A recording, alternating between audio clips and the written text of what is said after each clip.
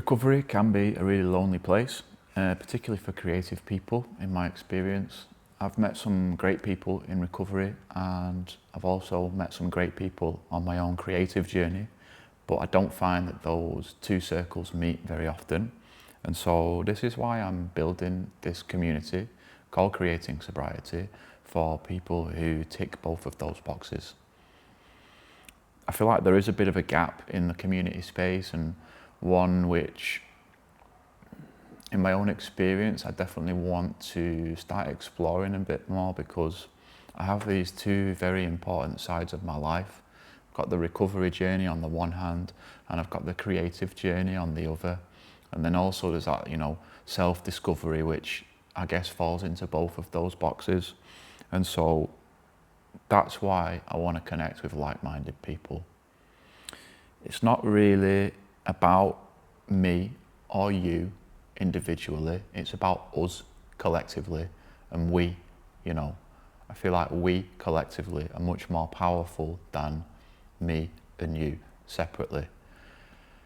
In my own experience, community is just really important, full stop, in my creative professional journey, in my recovery journey, and the idea of creating sobriety is to fuse those two things so that we have this really authentic and genuine space where creative people who are struggling with addiction or in recovery can come together, share their experiences, share their hopes and dreams and what they're up to, and also just connect on a very human level. It doesn't have to all be about goals and milestones and completing this or doing that gig or whatever it might be. Obviously those things are great as well.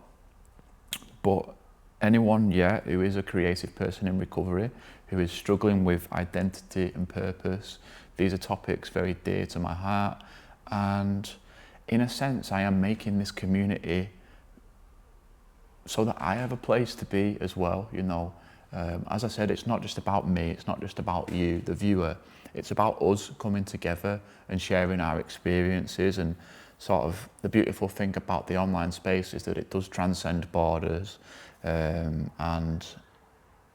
a little story. When I first came into recovery, I did meet a lot of great people in recovery, and I still am, in contact with a lot of great people in recovery.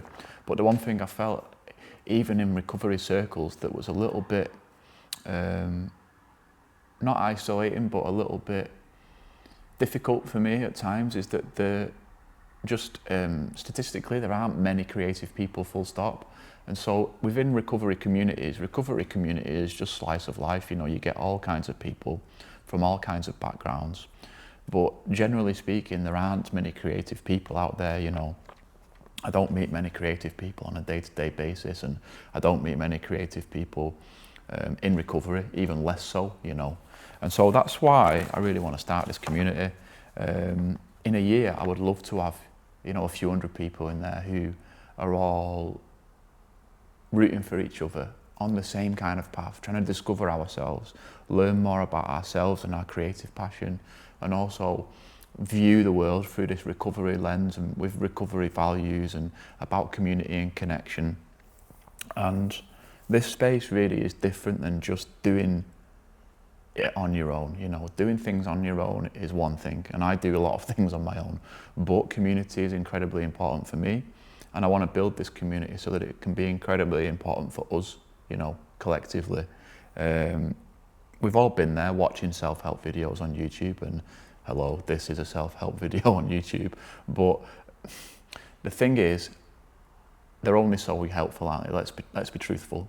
And I know that when I'm looking for answers or looking for connection, I often turn to YouTube and I try and fix my problems through binge watching a few videos, or clicking on a video, watching it for 30 seconds and then just clicking on the next one, because it's not really about fixing myself, it's just about avoiding the real root cause of the problem, which is feeling alone, I suppose. So again, linking back, creating sobriety is about cultivating a space where, when we're in those frames of minds, whether they're positive, whether they're negative, whether they're creative, whether they're not creative, the ups and downs, that rhythm of life that we all experience, we have somewhere to go and talk about it and connect and help each other and share our wins and share our value, you know. And so if you are someone who likes the sound of that, and if you are creative, whatever that means to you, if you're curious about recovery, curious about sobriety or clean living, freedom from alcohol or drugs of any type, or even other addictions, you know, there are so many other ways that we can kind of check out of our own reality through things outside of ourselves, and even watching videos, as I've alluded to, can be a kind of addiction, you know, whether they're X-rated or not. You know, I think in my instance, like going on YouTube and burning 2 hours watching shorts is a kind of negative addiction that I feel I need to alleviate with a sense of community. You know, so if you are someone who struggles with addiction in whatever form, if you are someone who's creative, then that's what Creating Sobriety really is about. It's a space for community. And if you would like to join, I've got a school community below. It's just started, so, you know, it's in its early stages. And one thing I'm really working on at the moment in my own journey is perfectionism.